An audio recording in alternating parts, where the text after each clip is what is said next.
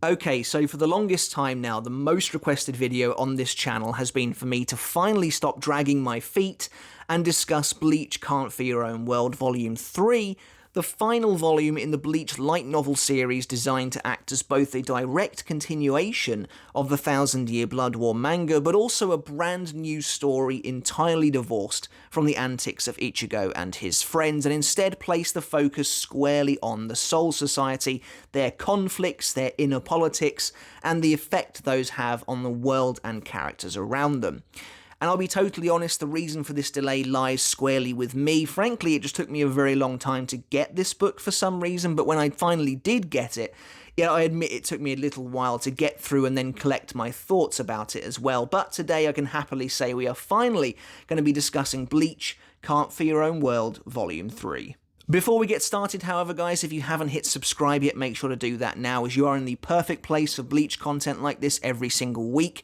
And also, if you want to give the video a thumbs up, it really does help support the video and me as well if you enjoyed it, because it does mean it gets more exposure on the YouTube algorithm, and it also means that more Bleach fans like yourselves get a chance to see it.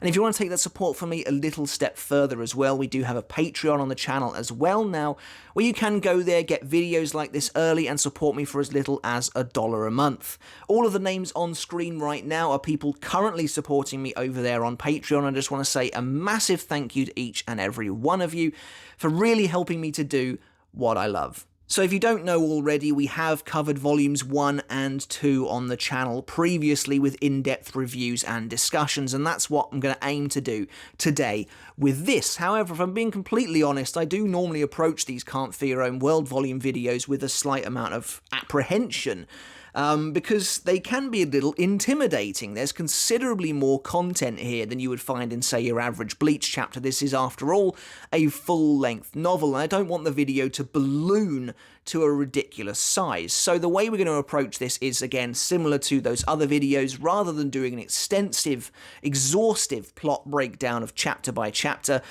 instead, we're going to do a slight plot overview to talk about the story as a whole, and then do breakdowns by individual important characters throughout the story. There's bound to be some things I either miss or simply don't cover, but that's because I want to break out Can't Fear Your Own World into separate videos a bit later on, specifically for some characters who get a bit more spotlight than others. There's an awful lot of interesting stuff to talk about here, so I feel like it won't be doing it justice just to look at it in one video. But with this novel, Can't Fear Your Own World comes to an end, and for many of us fans who were left maybe a little unsatisfied with the ending of the manga itself, Can't Fear Your Own World offered something of an olive branch. It was there to kind of plug in the gaps that were left at the end of the Quincy arc. Some of the biggest lingering questions we had as fans were attempted to be answered here in this novel, and I know I, for one, would have always rather seen it actually drawn out in the manga with Kubo's wonderful sense of style and just his absolute amazing cinematic drawing style, but instead we get it in a prose format, and it's better than nothing. And to be honest, a lot of the answers we do get in this book I'm actually pretty happy with. And before we kick this thing off properly, I actually just want to discuss Can't Fear Your Own World as a whole from the perspective of its author. So Can't Fear Your Own World is not actually written by Kubo himself. It's written by Ryogo Narita, who also wrote the light novel series Spirits Are Forever With You, that you can see behind me. Now, Narita is obviously an enormous fan of Bleach and the universe, potentially, in my opinion, veering on being too much of a fan of the series. And what I mean by that is, if we discuss very briefly Spirits Are Forever With You, I'll do a video on this at some point in the future, but perhaps to kick the video off with maybe an unpopular opinion, I'm not really a big fan of that book. Behind me, to me, it reads a little bit like fan fiction from someone whose writing hadn't quite matured at the time, and yet were left with a pretty hefty responsibility of telling a story in the universe we know and love so well. And what I mean by that is so many of the characters and concepts that are introduced in that book feel ridiculous and overblown in a way the canon manga never does. And I'm obviously a manga purist. I think Kubo knows his world obviously better than anyone ever could. And to me, it just feels like so much of what was introduced here is just so, for lack of a better word, broken, both narratively and within the world. It feels like, for some reason, in Spirits Are Forever With You, every character that has to be introduced is either some kind of world-breaking behemoth, like the two previous Kenpachi, or a character like Roka Paramiya, who was an absolute nobody in the Bleach manga, and frankly could have stayed that way. There's such a thing in storytelling as over-explaining, or trying to connect way too many dots, and I just don't think she really needed to be anyone, certainly not a character who can randomly swing a Mugetsu, which, in my opinion, diminishes the kind of special feeling of that kind of ability. And like I said earlier with the Kenpachis, for example, one of the Kenpachi, he's not allowed to, by law, release his Bankai in the Soul Society, while the other one needed the intervention of Squad Zero to bring him down. And yet when you look at the Bleach manga itself, Kubo has an absolute plethora of captains, each of whom can believably exist in this world, in a manner that makes a lot of sense, and in my opinion really distinguishes the two in terms of their maturity. It kind of feels like Narita got a hold of the pen and decided to use this opportunity to just go absolutely crazy and build just the most craziest characters he possibly could. Can't Fear Your Own World, on the other hand, feels like an enormous step up, I think. I think Narita's maturity as a writer has truly evolved over the course of these 3 volumes into something that I think is absolutely worthy of carrying the mantle of Bleach. I think there's a lot here, and it feels like predominantly the most important part of it is it feels like it can exist plausibly in the world of Bleach. This could quite easily, before being written here, have been a filler arc in the anime or something like that. Something that I could have easily sat there and been like, this is conceivably a part of Bleach. And a lot of that is just down to how grounded it is. And being grounded is a key term here to use with these books. They feel like a part of Bleach, and I think that's why I enjoy it so much, and I think that's why Can't Fear Your Own World in particular, more so than Spirits Are Forever With You, holds so much heft for fans. And it does, as I said a minute ago, hold a real mantle of responsibility, that mantle of carrying over from the slightly unsatisfying ending of the 1,000-Year Blood War arc into something meaningful and giving us answers that we'd been waiting for. If any of you, highly unlikely, but if any of you had seen my reviews of the Bleach manga back in the day, as it was coming out, the one thing I was desperate for was context about the 1,000-Year Blood War, the millennium-old battle between Yamamoto and Yhwach, and the foundations of which the world was built on. And instead, Narita was left with the responsibility to fill in those gaps, and I think they've done an admirable job. And so, to get into the plot overview of this book, like I said, we're not going to go crazy in depth here, but it's actually very similar structurally to Volume 2. For the most part, this is an enormous battle royale, a huge skirmish of multiple groups and races of characters coming together to try and stop the villain from achieving their goal. The villain, of course, being Tokinada Suna Yashiro, the character who actually gets to grace the front cover this time. This is, by the way, my favourite cover of the 3 of them as well. I really like the use of colour, and he does actually just have a really cool design. So Tokinada's plan is quite devilish. Basically, he's created this false version of the royal palace. He, with the help of his partner Aura, has basically systematically built this cult of personality called Execution, taken, of course, lifted from Ginjo Kugo in the real world, and he plans to transport this fake royal palace into the human world to basically completely destroy their value system and their society by revealing to them the terrible truth that will just blow their minds that the afterlife exists in this way. It's a cool plan, and I like how unique it is among the world of Bleach. Obviously, when it came to the 2 major manga story arcs, both Aizen and Yhwach wanted effectively the same thing with slightly different outcomes, but that was to reach the royal palace. And now Tokinada is after something a little different, and I really like how that kind of comes into play here, and I think the implications for what it would do to the human world are crazy. I mean, imagine what our world would be like if some kind of an afterlife was literally appeared in the sky. You know, religious organizations would be tripping over themselves, science would be completely just, its mind would just be blown.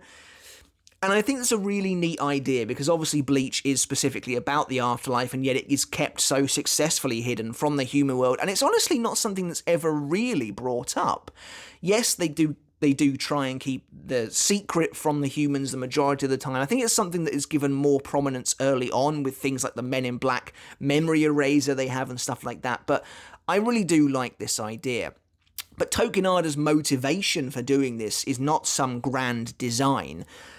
He gives there's like a neat moment in the story where he gives this false idea that he wants people like Ichigo to get the credit they deserve for saving the humans, because of course that is true. Ichigo has something of a thankless job. He puts his life on the line to save the humans not once but twice, and none of them even know he's done it. And so Tokinada is like, you know, Ichigo deserves to have his moment in the sun. He saved all these people. But of course, that's not really why he's doing it. And we'll get more into that when we delve into Tokinada's character. But ostensibly, it's just because he is a nihilist. He, as a child, learned the twisted truth upon which Soul Society is built. And he felt because of that you may as well lead a life of villainy and sadistic evil, because there's just no reason to live a virtuous life.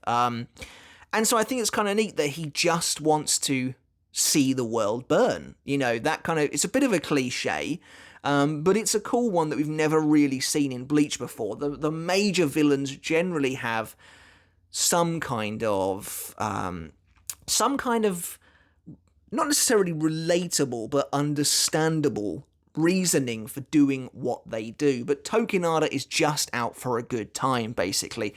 I think Kyoraku even says that you just want to be sitting back eating rice cakes while you watch the human world collapse in on itself. And that's pretty neat. But back to the plot overview itself, that's essentially what Tokinada is trying to do. And as this is the climax of Can't Fear Your Own World, we are right at the end now. And Tokinada is also trying to supplant his kind of creation, I guess, Hikone, this young child, onto the throne of the Soul King as like a false king, because Hikone is an amalgamation of all the different races that Tokinada himself has kind of mashed together and then stabilized using fragments of the Soul King that his family, the royal family Suna Yashiro, have been after for years. Hikone is an interesting character, more a vessel than a character themselves. They don't have an awful lot of personality, motivation, really, or anything like that. They are being almost entirely directed by this madman.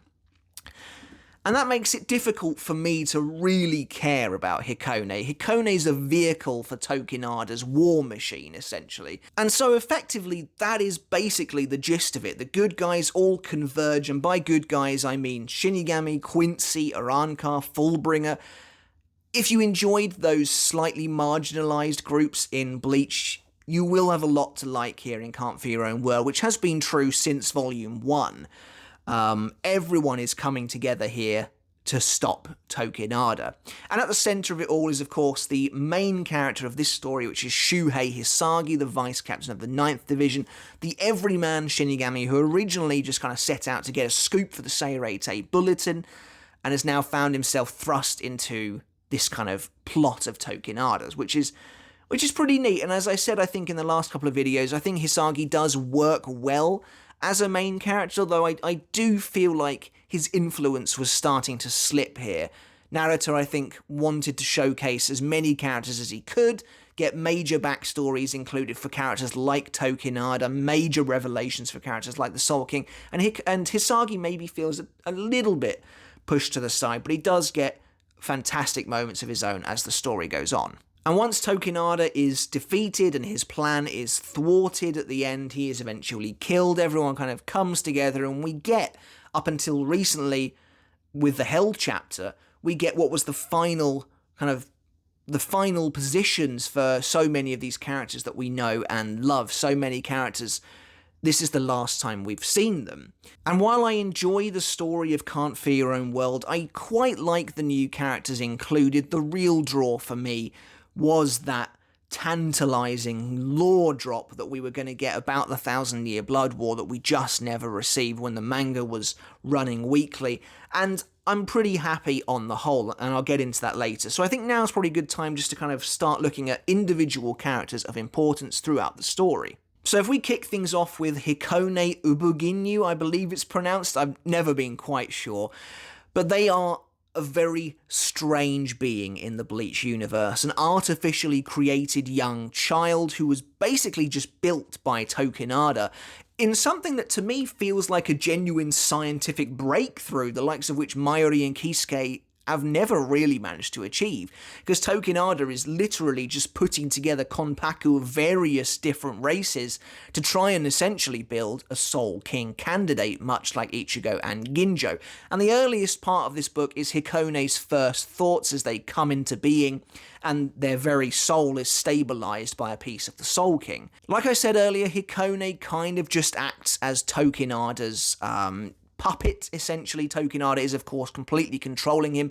Tokinada himself believes Hikone has no free will, no thoughts of their own, and therefore can be directed to do whatever Tokinada pleases, and for the most part, this is true. Hikone is, as they were in Volume 2, involved in a large amount of the fighting here, and actually Narita does an awful lot of really cool stuff with this character. Again, stuff I would love to see drawn.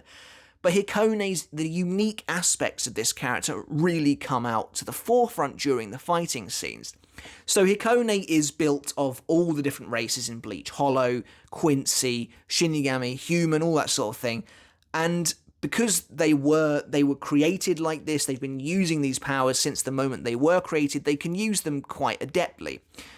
And there's just really cool imagery on display. Hikone's doing things like combining Sero and Heilig File to fire this like Sero arrow at the Quincy's. Their body is made up of both Blute and Hiero, which means that even characters like Meninas Macallon, if they punch Hikone, her fingers just smash into pieces. Really, really nice little details like that I think help the character to really stand out, and I imagine visually would just be awesome. Like much later on as well, Hikone combines all of the different movement styles, so Sonido, Hirenkyaku, Shunpo, to just instantaneously teleport. And it's that sort of thing that makes this character feel godly, which is obviously what Narita is going for here. Hikone has to feel on a slightly different level to everyone else, perhaps even just from their capabilities, and I think that comes across really well. There are a couple of nice moments surrounding this character too, such as when the Quincy Giselle Jewel says that they want to basically turn Hikone into their personal zombie, as we've seen many times before, but little Toto Lamperd says you don't want to do that, the Hollow Reatsu inside this kid would be really bad for you. So Giselle can't turn Hollows into zombies, which I guess makes sense, implying that they are somehow linked to their zombies if it would affect them negatively like that. But it still brings into question how Kirige Opi was able to actually absorb Ion. There are a number of different theories I can think of, but it's just a really weird one to me, that. And then later on, Hikone kind of comes into conflict with Kenpachi Zaraki. And of course, Hikone is using the Zanpakuto Ikomikidomoe, which is basically a hollow that has been, and a primordial hollow that has been sealed into a massive sword, and is now being wielded by this child. Hikone fights Kenpachi, and if I'm being completely honest, Kenpachi, his presence kind of bugs me in this story because he's just a massive tension killer. I don't really like it when Kenpachi is handled with like this, when there's no nuance to his character whatsoever and he's just a beat stick for the author to throw around. Like, Hikone is completely causing enormous amounts of trouble for just about everyone, but then Kenpachi arrives and just busts Hikone's defenses with a single swing. Where's the tension? It's basically been eradicated. We're skipping ahead a lot here, but much later when Ikomikidomoe tries to regain his old name, his true name, and become a monstrosity, Kenpachi just annihilates it with a single hit, and again, just kind of killing the tension that was built up quite well beforehand. It's a real shame to see. I feel like, again, that does demonstrate a slight difference between Kubo and Narita. Kubo's deft handling of Kenpachi makes him a much more believable character, without sacrificing any of the tension that comes with him, Kenpachi can still be monstrously powerful, the strongest Shinigami, capable of cleaving meteors in half, but at the same time, if he goes into a scenario headstrong, he might still lose, such as we see against Pernida and Gerard Valkyrie. Kenpachi gets kicked around in the Thousand Year Blood War arc, and it helps to make the villains imposing. Here, apparently nobody can stand up to Kenpachi, so why are they even trying? Because Kenpachi just bats away Hikone at the slightest sign of trouble. But that's a small gripe. And once the story has kind of come to a close, Hikone, having been sapped of most of their power, decides to kind of almost like self-impose exile upon themselves, as being the only one of these new Can't For Your Own World characters to really survive the ending of this story.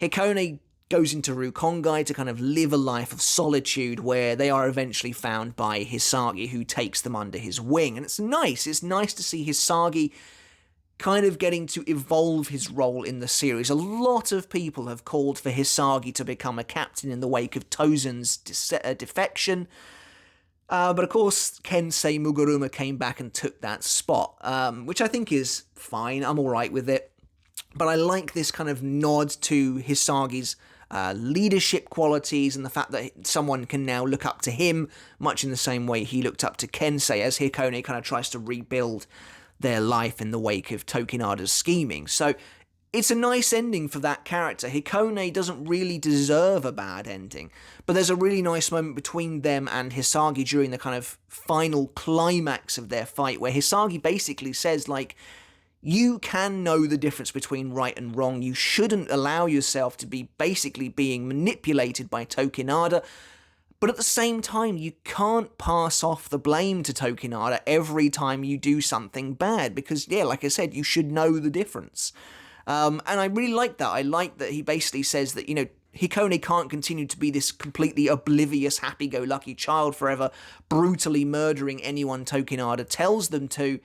They got to take responsibility for themselves. And I think that's the lesson Hikone takes away from this, which I really do like. And speaking of Tokinada, our principal antagonist of this series of novels, he's alright. He's not bad. I don't mind him. You guys know that I generally love the bad guys, and Bleach is absolutely no exception. I love Bleach's villains so much. And Tokinada's not bad. For me, he kind of ranks somewhere in the middle, I guess, in terms of overall enjoyment. As I said, I like his generally spiteful nature, his very nihilistic view on the world. He is very unique in that sense, the way he is just evil for evil's sake, and I like that they managed to pull that off as well.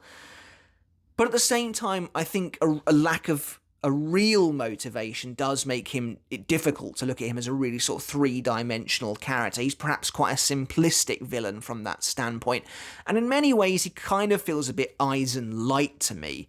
But there is a lot of really cool stuff going on here, and frankly, I love Narita for actually exploring the nobility of Bleach for once. That's something I would have loved the series to go into. We only got fleeting looks at it thanks to characters like the Shiba clan, the Shihoin, the Kuchiki. It feels like we see a lot of nobility, but really it's just off-the-cuff characters getting involved with the main storyline. The nobility itself has never really been a focus, and it feels like what we got here is a great insight into that world, how they feel like they can just get away with anything. And Tokinada is kind of interesting because he is obviously a member of pretty much the biggest noble family in Soul Society. So obviously that puts him on a pedestal above so many other people, Soul Society being very unfair and unjust a society as it is anyway. But what I find to be kind of perhaps the most interesting about Tokinada is that despite the way he lords it over kind of your average Joe, he is something of a runt within his own family. He is a member of a branch version of his own family. The main family holds all the sway, and he is almost completely beholden to them. And I find that to be really interesting. It's perhaps clear where he has a chip on his shoulder, but also where he gets his kind of superiority complex from as well. And in this book, we kind of learn the truth behind the death of Kaname Tosen's friend Kakyo, who was married to Tokinada. And basically Tokinada, in his very kind of evil way, wanted to let this peasant girl live a wonderful, marvellous life as a member of the nobility and then snatch it all away from her at her happiest moment and watch her come crashing down. And he kind of tries to give her this revelation, but Kakyo has seen through him for a very long time, and so she's not really affected by his deception at all, and this really breaks Tokinada inside, as he can't do what he wants with this person, essentially. She's not his plaything, even though he thinks that all beings really should be. But eventually, kind of things come to blows with Tokinada. One of Kakyo's close friends ends up attacking him, and he kills him. Kakyo arrives on the scene, and Tokinada kills her, and uses this opportunity really to get what he wants, which is to be free of this woman that he has no real use for anymore, now that she can't be bent to his whim.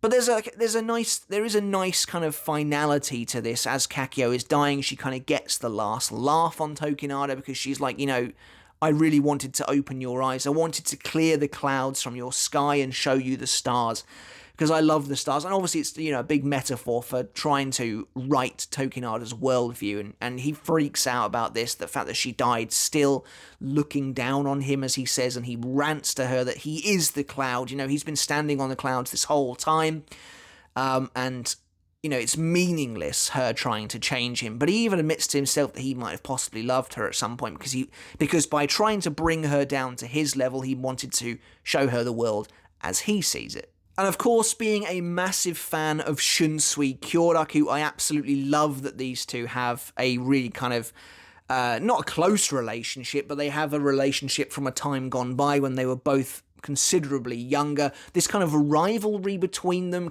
Kyoraku has always been a very perceptive man, poking his nose into Tokinada's affairs and basically ensuring that this very spoilt, monstrous, noble man can't get away with the evil he's trying to get away with, and he's been a thorn in Tokinada's side for a very long time.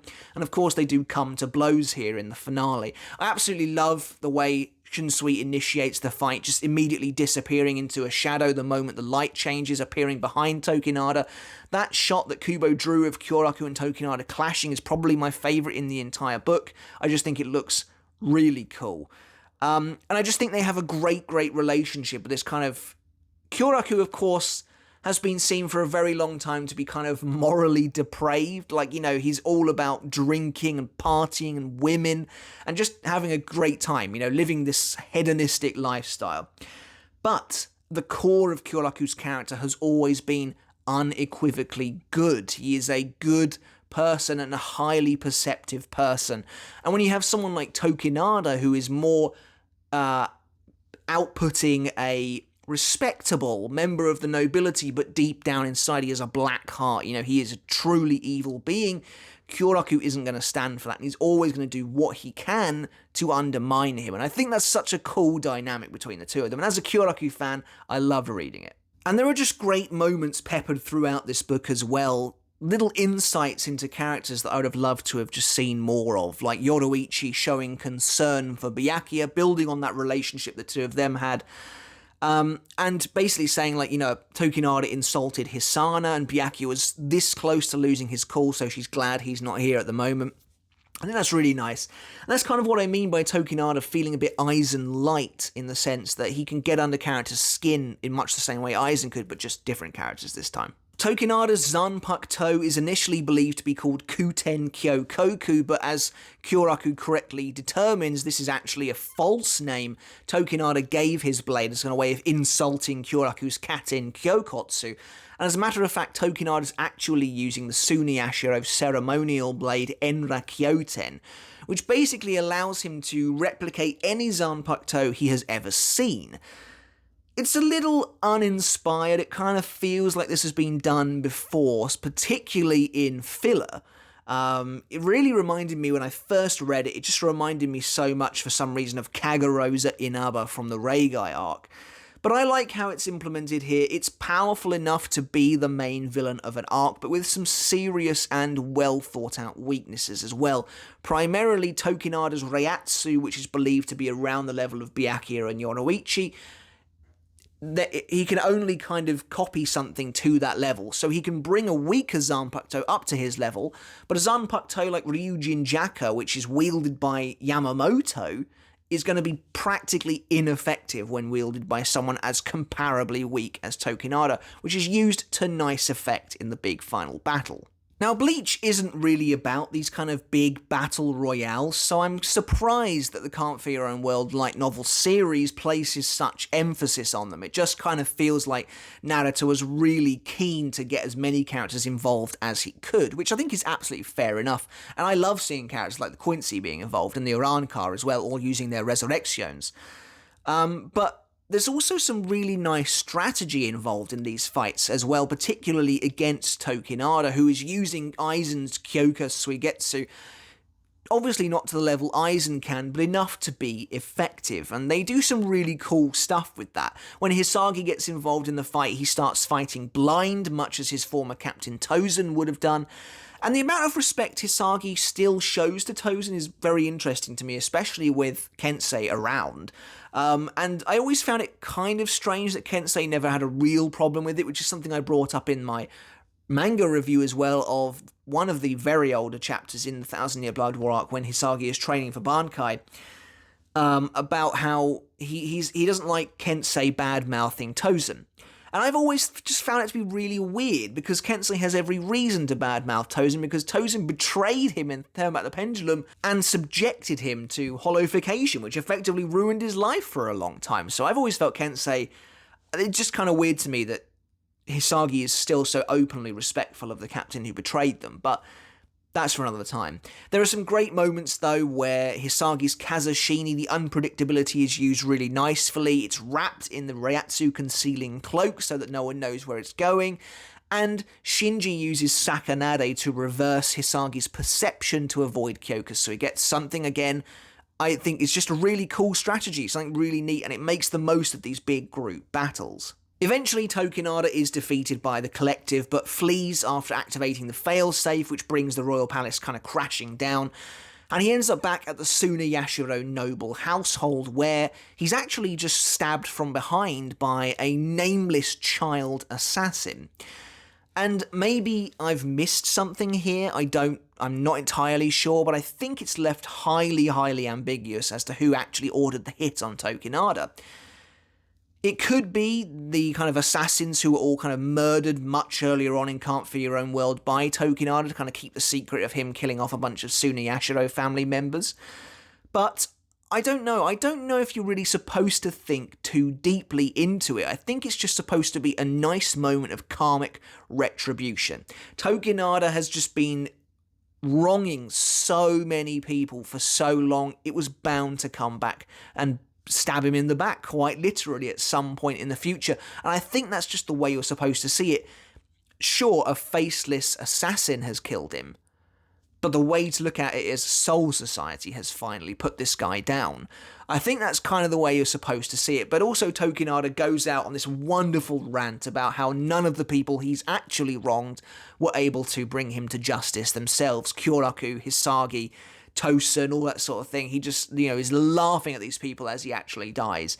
I think that's just a really cool moment. And as I said to you, Tokinada, I don't think he's necessarily the most compelling bad guy, but Narita makes a really strong case for him in this book, and his finale as a character is nicely handled, particularly that end monologue where he just kind of, screaming. You can imagine him like collapsed against a wall, but with a huge smile on his face as he laments that Kyoraku wasn't around. Kyoraku was unable to finish him off and bring him to trial and that sort of thing. And in that sense, he feels like he's won, even though Soul Society has finally pulled his number, essentially. His time is finally due. Of the new characters introduced in Can't Fear Your Own World, I do think the Fullbringer Aura Michibane is my least favourite. I find her the least interesting, that's all. But she still is quite cool. I like the emphasis on the Fullbringers here. It's really nice to see them brought into the spotlight, especially with her working with Yukio as well, of all characters. But of course, Aura is immeasurably powerful because as a young girl, she was a Fullbringer who had no attachment to anything because she was essentially kept, locked in like a basement for however long.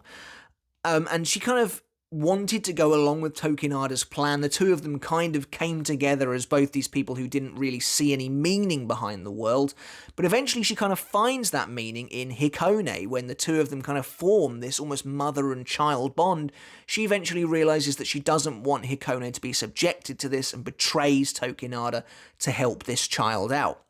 Again, it's a nice scene. Tokinada really acting Aizen light here. It's almost to the point of self-parody where he's like, I knew you would betray me from the very beginning. That's literally Aizen's line to Gin. And again as well, Tokinada just constantly surveilling people as well is very Aizen. But it's a nice moment for Aura. She also kind of goes out very gallantly, sacrificing herself for Hikone when Ikomikidomoe turns on them, tries to attack the child, and Aura gets in the way, and Ikomikidomoe just tears a chunk out of her side. There's a part of me that kind of feels like the end of this story is a tiny, teensy bit rushed, like not anything too bad, but Aura is just wiped out. Ikomikidomoe just suddenly like gets teeth, I think, and just attacks her. And then, not only that, but Ikomikidomoe devours the fragments of the Reo inside Hikone, and is then just one shot by Kenpachi, so any threat again that was there is just completely nullified. But Aura kind of dies as she's like bringing the falling royal palace into Waco Mundo. She falls into Waco Mundo and you kind of think she's dead, but actually she reawakens, and although her human body has died, she lingers on as a spirit now in Waco Mundo, but part of this new collective that rules Waco Mundo as a much fairer civilization, Harabel, Neliel, etc. And it's cool to see Aura join up with them. I think that makes an awful lot of sense, and so she can kind of continue to lead, because obviously she was basically leading the execution cult, but she's, can help kind of continue to push Waco Mundo towards being a much fairer and more civilized society. So I think that's a good ending for her, and there is kind of the thread left hanging that she and Hikone are trying to find each other again in the future. So if we look at Ikomikidomoe briefly, because I think this is one of those characters that deserves their own video, although I'm not convinced about how well they're handled overall. I do think the concept is really cool. Basically, Ikomikidomoe is this primordial ancient hollow, like properly ancient hollow, who was so powerful that when they ran into one of the earliest Vasto Lord, Baragon, they kind of like made this pact never to interfere with each other, which I think is really interesting, although I do kind of... It is a bit weird imagining Baragon accepting somebody, like, living in his kingdom that he can't do anything about, especially with his abilities being what they are. I'm kind of surprised he wouldn't just try and kill Ikomikidomoe, but it's still pretty cool nonetheless to imagine these kind of massive hollows making that agreement back in the earliest days of Waco Mundo. And then this is the kind of thing that I would just have loved to have seen in the manga, but Ikomikidomoe escapes Waco Mundo and attacks the freaking Soul Society, where he actually manages to defeat a young Yamamoto and tries to eat the Soul King, like reaching up into heaven to try and grab the Soul King. Now, I've got to be honest, a hollow that can defeat Yamamoto like that, I'm not really sure why. This is the reverse of what I was saying a minute ago, why they need to fear Baragon that much. They have to make a pact with him, but we're not going to go into that right now. But basically, Ikomikidomoe is defeated by Ichibei, who arrives using his abilities of Ichimonji to blot out Ikomikidomoe's name, then using his Bankai Shirafude Ichimonji to rewrite him a new one and seal him within this sword. Like, that is so cool, and I would have loved to have seen Ichibei do something that badass in the like, that is the sort of thing that would be told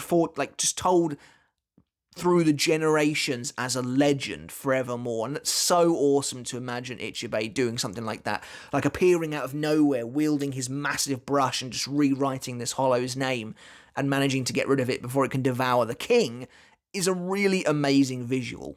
It's cool as well to imagine Nimaya working alongside him. Nimaya's the one who actually seals the hollow into a blade, as he was working on a SAFWY research at the time. But again, it's like, this is the kind of thing that people would have loved to have seen from the Royal Guard, the sort of thing that would have really made them feel like something beyond a regular Shinigami, like Ichibei just rewriting this hollow's name, Nimaya coming in, sealing this gigantic soul into a blade. Would have been so cool, but at least we got it here in the volume. So being the quote-unquote main character of the novel, we should probably talk about Hisagi, although I have done a video relatively recently on his Bankai, which actually covers an awful lot of this moment from the story. But really, Hisagi doesn't do a whole lot up until kind of about 2/3 of the way in, when he really joins in this fight and actually starts taking on Tokinada and then takes up the battle against Hikone. Which is Hisagi's probably crowning moment, and it feels very much, as I mentioned earlier, his stepping into the role of the captaincy, even though he's not a captain yet, but he's really teaching Hikone while taking, so many hits and so many blows himself, being bifurcated and killed over and over. But his Bankai, Kazushini Fushino Kojo, which gets its official reveal here in Can't Fear Your Own World, and is really cool, looks really cool conceptually, and obviously was designed by Kubo. Kubo had his hand in this. It's just really nice to see for Hisagi to get this kind of spotlight in the story that he helmed from the very beginning. There are some small details in this book that I do just kind of struggle with, and again, this might be that notion of explaining things that didn't need it. So, for example, the true nature of dual Zanpakuto, basically claiming that they don't exist except for Ichigo, because he's obviously his own thing. But they're basically saying that Katen Kyokotsu is what we see in the manga, which is that Kyokotsu was birthed from Katen in order to hide Nanao Shinken Hakkyoken. Okay, that's fine, because that's actually in the manga. But then the book tries to say that because that's a thing, Sogyo no Kotowari is also not a true dual-bladed Zanpakuto, but the only reason they can muster for that in here is that maybe it has something to do with Mimihagi. Okay, that smacks of really not being able to come up with something. And then Kazushini is that the blades are not the Zanpakuto, the chain is, which again, I struggle with it because I just don't think I don't think that was ever intended in the manga. The whole time, when Hisagi releases his Zanpakuto for the first time in Fate Karakura Town, the emphasis is on the spinning, whirling blades, their unpredictability, not on the chain. But that's fine. I don't mind it. It's an extra piece of lore that I don't think we needed, but we have it anyway. And actually, right at the end of the story, Hisagi does actually decline a captaincy role, which again I think is good for his character, because it kind of feels like, with all of his banter back and forth with Hikone about blame and responsibility, it feels like Hisagi is going a long way to maturing, but if he feels like he's not ready yet, that feels like the ultimate acceptance that actually he probably is ready, but it's just something that he needs to decide for himself, I guess, needs to know when to step into that role rather than have it thrust upon him, which I think is really cool. And the last thing I want to talk about regarding Hisagi is actually this kind of ending bit about him and Kisuke, because obviously the Can't Fear Your Own World novel series really kind of began with Hisagi wanting to get an interview off of the mysterious Urahara from the very beginning. And I think, again, the novel is stretching itself a bit too much here to create mystery out of nothing. So Hisagi starts questioning Kisuke's reasoning for creating the Hogyoku, and eventually comes up with this idea that Kisuke was trying to strengthen the Konpaku of Shinigami to the point where they would all have the powers of the Ryo, and therefore could maintain the stability of the worlds themselves, and Ryo could be freed from his eternal imprisonment. And Hisagi believes that to be true and leaves satisfied with that answer, but Kisuke basically says to Yoroichi once Hisagi is gone that's not the case, and he made it for more selfish reasons than that. Kisuke basically says that he just created the Hogyoku because he wanted to open a door and see something brand new. First of all, that just feels like a callback to the Askin fight, which is what I think it's supposed to be. Kisuke telling Askin that if a scientist wants to see something new, he or she will create it with their own hands.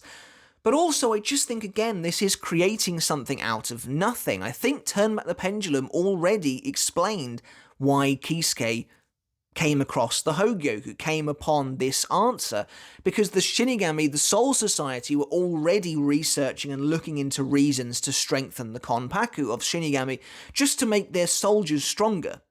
So that's completely reasonable, and something that I could easily see a military organisation like Soul Society prioritising, getting their research and development department to look into ways to artificially improve the strength of their soldiers.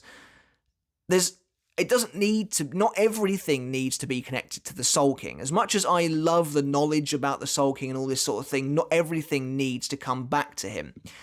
And I think Turn Back the Pendulum already explained it, and maybe the novel wasn't satisfied with what was a relatively simple answer, which is just that in his research, Kisuke stumbled upon the Hogyoku, which initially was conceived as an idea of breaking down the barrier for holification. And so I just kind of read that bit and I was like, this feels unnecessary to me. And there's a lot of questions about Kisuke's future morality as well, which is again something I don't think is ever going to come to fruition. And I've been asked this a few times as well. And again, I think I'll do a future video on this. But as for Kisuke's morality, let's just say I think it was set in stone a while ago. Moving on to Ginjo Kugo, and this is not going to be a long segment. Ginjo is one of my favourite characters, so you know for sure I'm doing my own video on this in the future because I just have to. But it's nice to get resolution for this character here in a way that works really well, I think. So Ginjo, kind of learns the truth that Ukitake was deceived, that in many ways Tokinada is really the architect of all of Ginjo's misfortune and everything horrible that's happened to him and his Fullbringer allies as well, the massacre that happened to them, and the fact that Ginjo was essentially painted as a traitor and a criminal by the Soul Society, which forced him on the road on which he went.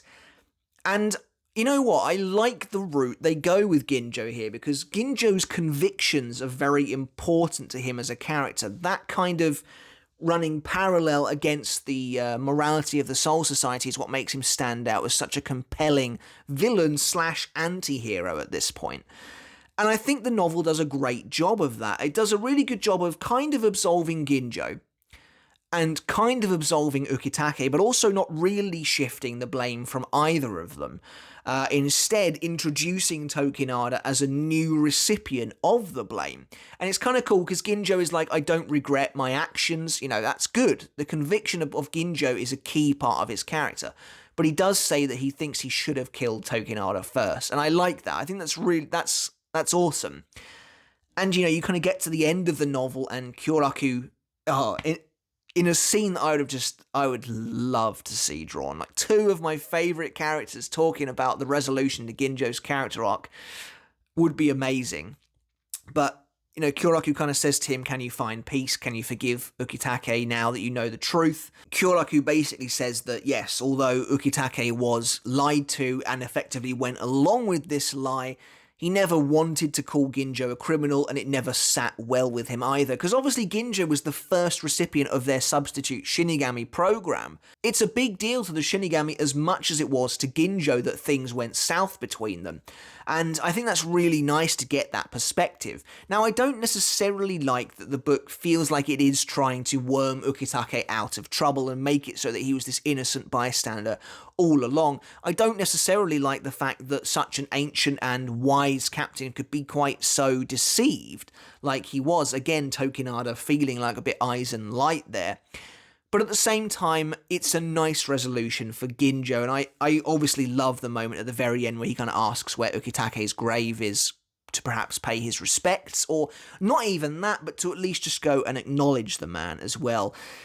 If in the future we do get more chapters of this Hell arc where it seems like Ukitake could potentially play a role, I would obviously love these two to meet in the future. And I also love the tiny little detail about Kyoraku giving Ginjo one of Ukitake's books about Sogyo, and Tsukishima being like, yeah, I've already read that series, essentially. It wasn't bad. That's such a nice little detail. And I like Tsukishima actually also kind of helping Kyoraku alleviate the tension in the situation between them as well. And of course, the final kind of major component I want to discuss is the Soul King, the royal palace, everything I ever wanted from the book. Well, most of it anyway. It's not quite all covered, but there is an awful lot here regardless. Now, again, this will be its own video, and I don't want to keep you much longer than we are already going.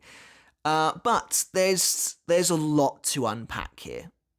And even then, so much of it is still so nebulous, but I think that's the way legends work, and it kind of makes a lot of sense. But the Soul King, that basically, before the Soul King, the universe of Bleach existed as one primordial, turbulent world of chaos. There was just chaos. Life and death were one. There was no cycle. Everything was just twisted and a horrible, you have to imagine, forsaken place to be. And then, as if born from this chaos itself, the Soul King emerged. Basically, literally a godlike figure. The Soul King truly is the closest thing to actual god Bleach has. He was born from the darkness and the light to become this almost like savior who would save the humans of this very early world from the hollows who are preying on them. And this earliest world is, of course, what Yhwach was desiring, what he wanted to return the world to, while also freeing his father from a lifetime of just complete humiliation. But the Soul King was born perhaps as a response to the rising power of the Menos at the time, and the Soul King emerged between stagnation and progression, a balance between the two of them. Just this being who, was yin and yang all kind of rolled into one, effectively. And at the same time, extraordinary beings like Ichibei and Nimaya were also birthed into the world at the same time. In order to continue protecting the humans of this primordial world, the being who would become known as the Soul King killed countless hollows, just so many of them. He mowed them down, and the Soul King was on such a different level to even characters like Ichibei as well. However, by doing so, he threatened to turn the world away from the balance it had found, and actually threatened to destabilize everything they currently had.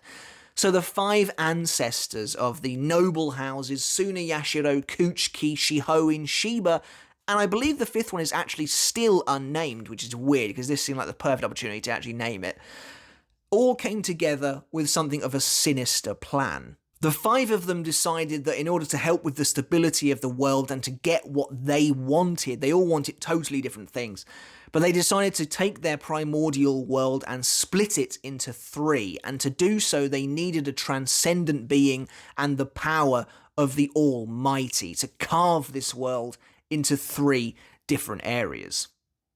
In doing so, they bound the Soul King and used his power to split the world, creating life and death and the cycle of souls as well. The Soul King didn't fight his binding or the fact that he was sealed within this crystal, and Ichibei takes that to mean he thinks the Soul King foresaw something very far into the future that implied he agreed with the binding. Perhaps he foresaw his own son coming to end his misery at one point and just completely flip the world of the Shinigami on its head in the future. And it's safe to assume, I think, that the Soul King's future sight only goes as far as the moment he is killed by Ichigo in the 1,000-Year Blood War. But at least at that point, he would assume that Yhwach was going to take over the world, which is perhaps just a theory of mine, and something, again, we will dive much deeper into in a separate video. But the ancestor of the Suna Yashiro family didn't trust the Soul King's intentions one bit, and so forcibly removed his organs, his arms, and whittled away his legs until they rendered him completely in this status between life and death, this horrible, undying existence that we know the Soul King to have had in the present day of Bleach. And yet, despite all of this, Ichibei believed the Soul King may still hold some glimmer of a will of his own as he helped to guide Ichigo to the royal palace at the very end.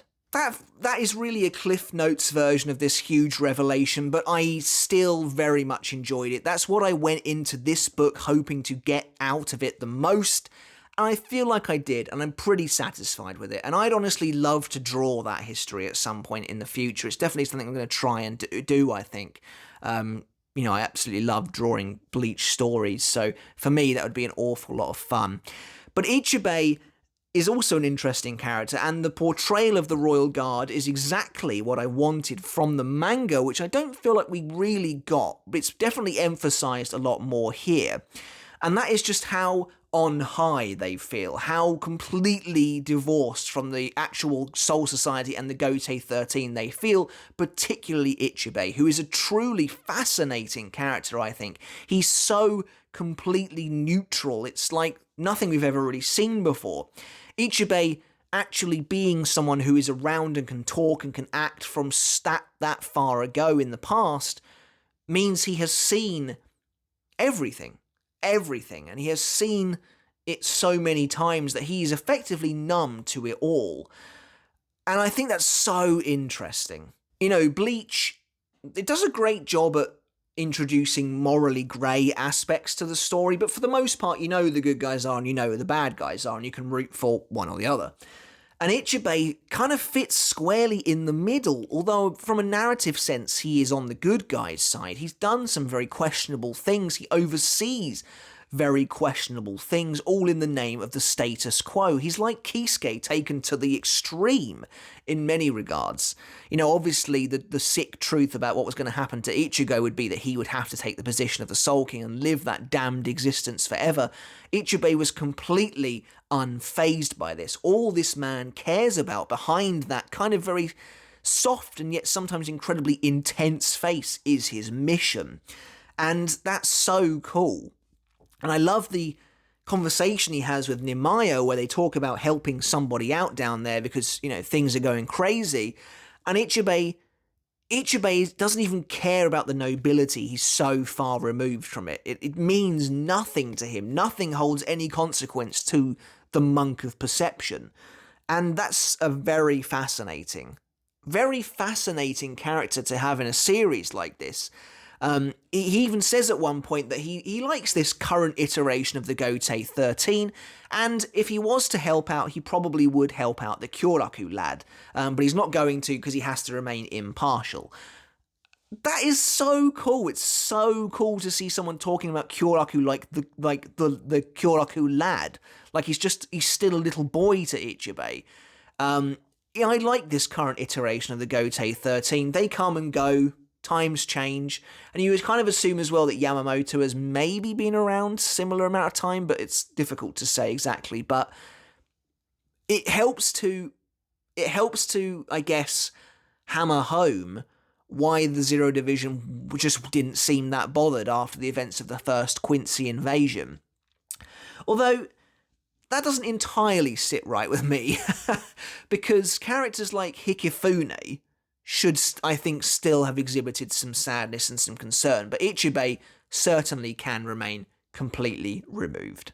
And so finally, as we wrap things up here in this absolutely mammoth video, which is, I think, the longest video I've ever done on this channel, but really it was never going to be anything short of that for this, I just want to point out a couple of really nice little moments I saw during the story. So quite early on, the Quincy's and the Arancars are discussing morality, and somebody kind of comes along and makes a comment on that about how these two races are discussing this now, and that shows you how far the universe of Bleach has actually come, and I really enjoy that. Quincy's and Arankar are, of course, two beings known for being primarily villains in Bleach, and now we get to the point where they're actually discussing the moral ambiguity of the kind of situations they find themselves in, so I think that's really nice world development. Shinji Hirako's Bankai Sakashima Yokoshima Happo Fusagari, which was teased at the end of Volume 2, is revealed in full here. And it's a nice Bankai. It's something I'm going to make a video on in the future, but I really do enjoy it. And I think, actually, this is really quite creative. And this is the kind of thing I'm always jealous of, in that I just don't think I would have the skills to come up with myself, as to how deep they actually take the theme of reversal, to the point where Shinji even comments that his Bankai is useless against powerful opponents while his Shikai isn't. He says something about how, oh, my Shikai is useful against the strong ones, but my Bankai is useful against the weak ones. Why do you always do everything so backwards, Sakanade? That's really nice, and I do love his Bankai. I don't feel it's given as much prominence as Fushino Kojo, but it is really cool, nonetheless, to actually get his Bankai here. And I think there's maybe some neat ways they could have used it in the Thousand Year Blood War, but a lot of what Shinji says here is kind of just him making excuses for why he didn't use it. And if that makes him feel better about himself, then fair enough, but I still think we could have seen it in that war somehow, especially with the amount of Soldat running around. There's a nice moment between Ikkaku, Yumichika, and Giselle, obviously referencing the fight that they once had in the Thousand Year Blood War arc, and how, although Ikkaku, can't really forgive her for what happened, they are still effectively in this new scenario together. And that's cool, because I think that fight has the propensity to be overlooked somewhat, particularly after Mayuri joins in and snatches the spotlight away entirely. So that's really nice, and it's even nicer that Ikkaku actually goes out of his way to mention Shishigawara Mo from the Lost Agent arc as well. That's, again, just a nice attention to detail. There's also a moment where Kenpachi mentions wanting to fight Grimjo, and this feels like the ultimate fan service request to me.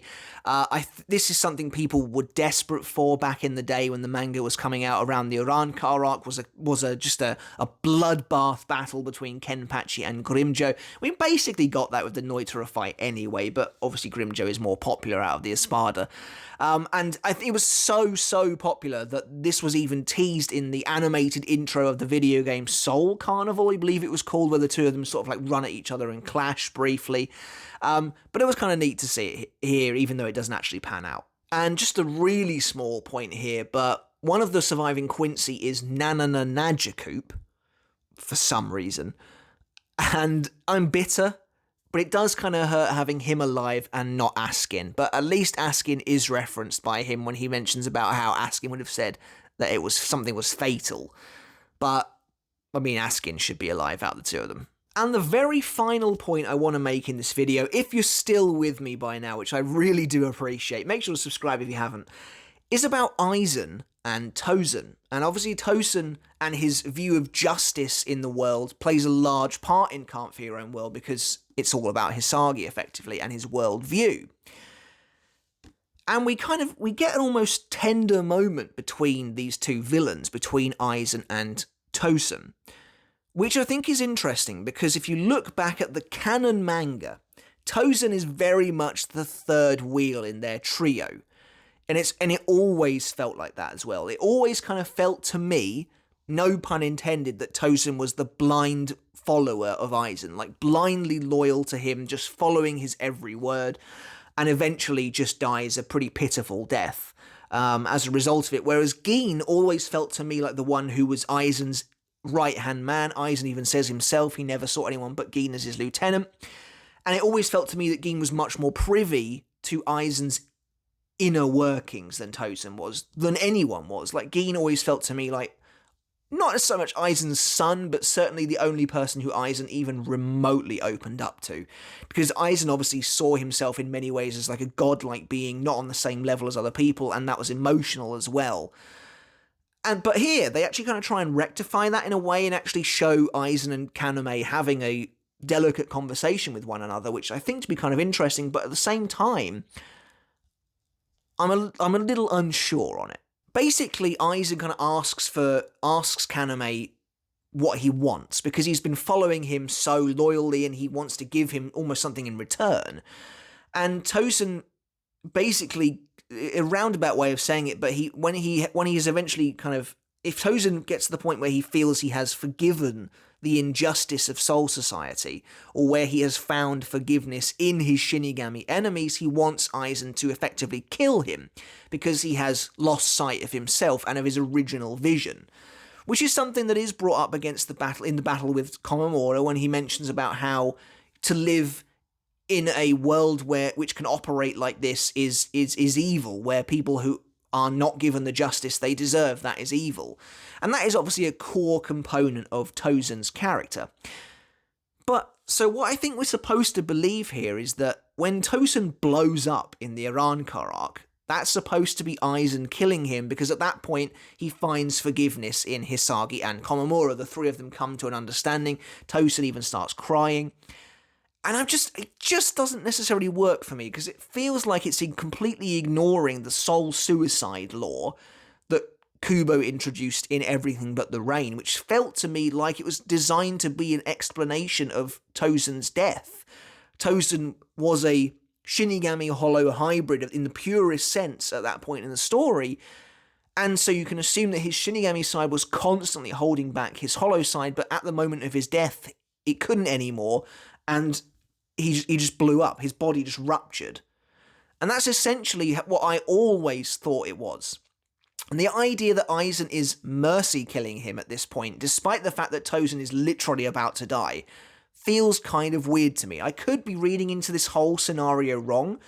As with the rest of this novel, please do let me know in the comments below. The novels, more than anything, open the floodgates up for crazy discussion. But to me, it did kind of feel like a betrayal of that lore, and also that scene as well. It just doesn't really make a lot of sense to me. Tozen's literally about to die. It's not like he's found forgiveness in his enemies and is going to rejoin the ranks of the Gotei 13. He is on his deathbed. And it just kind of feels like a bit of a clash to me as well, because this whole scene with Aizen and Tozen feels very respectful. It feels like the two of them are talking to each other like comrades, like they have been working together now for a while, and Aizen genuinely respects Tozen.